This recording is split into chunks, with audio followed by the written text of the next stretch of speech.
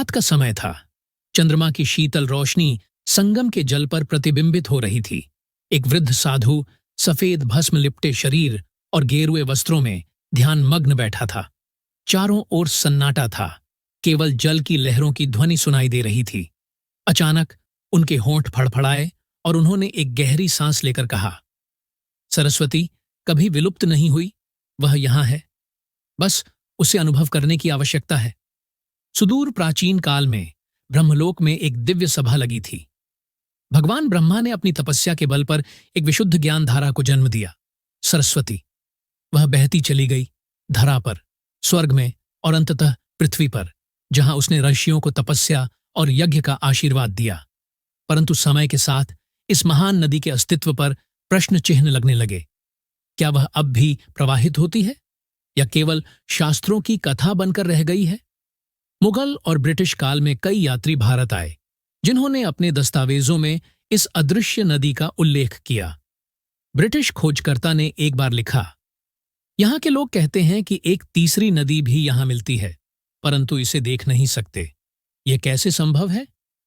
इससे पहले कि इसका उत्तर दिया जा सकता, इतिहासकारों ने सिंधु घाटी सभ्यता की खुदाई में ऐसे प्रमाण खोजे जो किसी विशाल नदी के किनारे के नगरों की पुष्टि करते थे। क्या यह वही सरस्वती थी?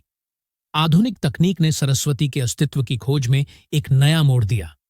इसरो और नासा के उपग्रहों ने थार मरुस्थल के नीचे एक विशाल जलधारा का चित्रण किया। वैज्ञानिकों ने कहा, यह नदी हजारों वर्षों पूर्व प्रवाहित होती थी। इसके सूखने का कारण जलवायु परिवर्तन और भूकंपीय हलचलें हो सकती हैं। परंतु प्रश्न वही था, क्या वह अब भी किसी रूप में अस्तित्व में है? हर साल हजारों श्रद्धालु संगम में स्नान करते हैं, लेकिन कुछ विशेष अवसरों पर वहां रहस्यमयी घटनाएं होती हैं।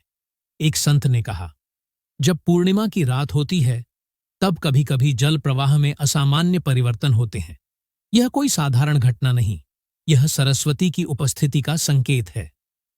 कई श्रद्धालुओं ने संगम के जल में एक अदृश्य धारा को महसूस करने का दावा किया है। क्या यह मात्र आस्था है या वास्तव में कोई दिव्य शक्ति प्रवाहित हो रही है? कहानी वहीं समाप्त होती है जहां से विश्वास आरंभ होता है। सरस्वती नदी हो या न हो, वह भारतीय संस्कृति और आध्यात्मिक चेतना का हिस्सा बनी रहेगी। जो देख सकता है वह उसे देखेगा, जो नहीं देख सकता वह केवल आस्था में उसे अनुभव करेगा। संगम की आरती के भव्य दृश्य के साथ कथा समाप्त होती है।